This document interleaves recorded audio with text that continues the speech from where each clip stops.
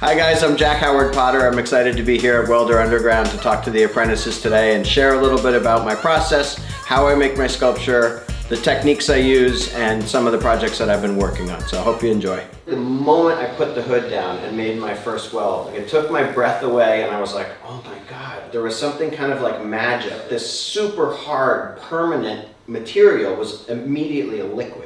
And I was able to like manipulate it, and then it completely solidified again, like instantaneously. And so I literally bought a welder a week later. My senior year of college, I made 15 life-size figurative steel statues. Using these wires, I was basically like drawing in 3 dimensions. Cut it, and bend it, and weld it, and make forms that I really wanted to see. I then graduated college, moved to Colorado, and I was like, all right, I need to really learn about steel. I need to really figure out like how to forge it, how to bend it, how to cut it, weld it, grind it, finish it. And these steel bases with all these little flowers and leaves, I spent 2 years making those. And it was honestly like the best thing I could do to understand steel. I came back to New York City, immediately started making sculptures again. So now I had like this really good command of the material, but I wasn't really happy with the way the sculptures looked. The figuration and the anatomy was not precise enough for me.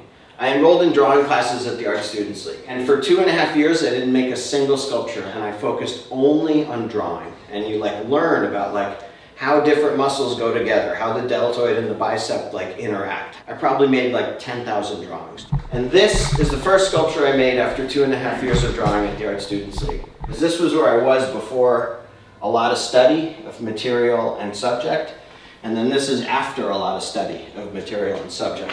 And literally I didn't make a single sculpture between these two. So that's a pretty stark difference. They're much more anatomically correct. They're not those 3-dimensional drawings in space. They're like much more solidified, and they're much more what I was trying to achieve. All of these rods in these sculptures are bent, cut, and welded one at a time. I was using the material to describe the musculature in a totally different way than I had been in the past. Now we'll get to some of the big monumental work that I've done. So this is a sculpture I made for the NFL Hall of Fame. It's an image of a diving football player.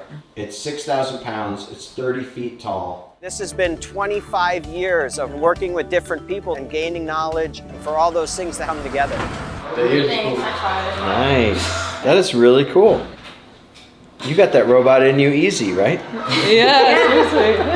Yeah, you guys have a big project in front of you. What drew you to this opportunity?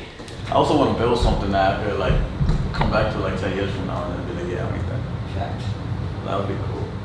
It's very cool. All right, thank you guys so much. Thank you.